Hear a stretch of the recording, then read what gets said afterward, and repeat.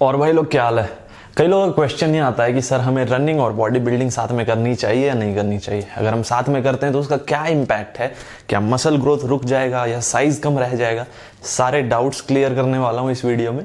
Video को and तक देखना और अगर चैनल पर नए हो तो सब्सक्राइब कर देना और वीडियो देखने के बाद अगर कंटेंट पसंद आया हो तो लाइक करना। सो गाइज, बात करते हैं रनिंग की। देखो, सबसे पहले ये जानना ज़रूरी है कि जब हम रनिंग करते हैं तो होता क्या है। अब जब रनिंग करते हो तो आप देखोगे कि पूरे बॉडी के मसल ग्रुप एक्टिव रहते हैं उसमें, क्योंकि ऐसा नहीं होता कि सिर्फ रनिंग करते हो तो स्पेसिफिकली लेग्स एक्टिव होते हैं। हैंड मूवमेंट होता है, चेस्ट, शोल्डर, सारे मसल पोर्शन इन्वॉल्व हो जाते हैं। पूरा बॉडी उसमें जो है एक्टिव हो जाता है। इसका मतलब कहीं ना कहीं जो मसल टिश्यूज हैं वो भी एक्टिव हो गए, सारे एक्टिव मोड में आ गए। जब हम वर्कआउट करते हैं तो क्या होता है, अगेन जिस स्पेसिफिक बॉडी पार्ट को हम ट्रेन कर रहे होते हैं, फॉर एग्जांपल अगर मैं बाइसेप्स ट्रेन कर रहा हूँ तो ये टिश्यूज एक्टिव हो जाते हैं। इसको हम टीयर अप करते हैं, रिपेयर करते हैं। अब कई लोग क्या करते हैं, एक गलती करते हैं, सुबह वो रनिंग करते हैं। यहाँ पे मैं पूरे कार्डियो की बात नहीं कर रहा, this is specifically for running. बहुत सारे ऐसे लड़के हैं जो आर्मी में जाना चाहते हैं, पुलिस में जाना चाहते हैं, भर्ती होना चाहते हैं, तो उनको दोनों चीज़ों को देखना पड़ता है। उनको बॉडी बिल्डिंग भी करनी होती है और रनिंग भी करनी होती है। तो यहाँ पे हम सिर्फ रनिंग को कवर कर रहे हैं, नॉट कंप्लीट कार्डियो या एब्डोमिनल एक्सरसाइज, सिर्फ रनिंग। देखो अब सीन क्या है, सुबह आप रनिंग करते हो, ठीक है, कैलोरीज आपने बर्न करनी ही है रनिंग करके। आपने रनिंग किया, पूरे बॉडी का वर्कआउट हुआ, फिर आप शाम में वर्कआउट करते हो, फिर से बॉडी को आप एक्टिव स्टेट में लाते हो जब वो रेस्ट मोड में होता है। मसल फॉर्मेशन का फंडा क्या है, मैंने आपको पहले बताया था।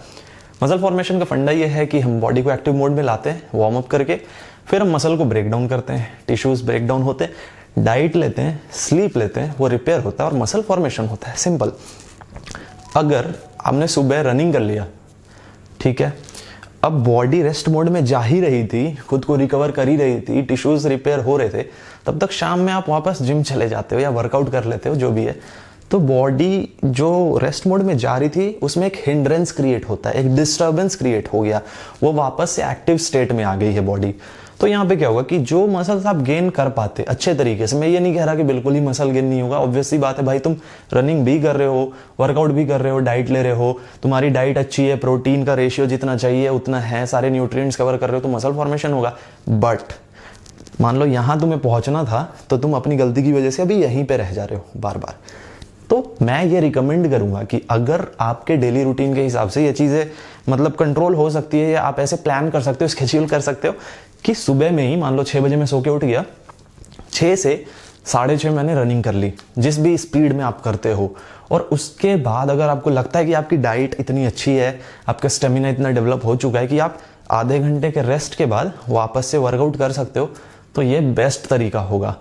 या ये सिर्फ सुबह की मैं बात नहीं कर रहा, अगर आप शाम में भी वर्कआउट करते हो तो मान लो 4 बजे आप उठते हो या 4 बजे शाम में आप रनिंग करते हो 4:30 बजे तक, फिर आधे घंटे का रेस्ट लो, 5 बजे से 6 बजे तक वर्कआउट करो। ये एक मैं एग्जाम्पल दे रहा हूँ, पर टाइमिंग अगर आप अलग अलग कर रहे हो तो देख रहे हो आधे दिन का ही साइकिल मिल रहा है रिपेयर होने के लिए, फिर से बॉडी एक्टिव स्टेट में जा रही है। तो जितना गेन आप कर सकते थे मसल्स, कहीं ना कहीं आप उससे पीछे जा रहे हो। तो ये मेरा रिकमेंडेशन रहेगा।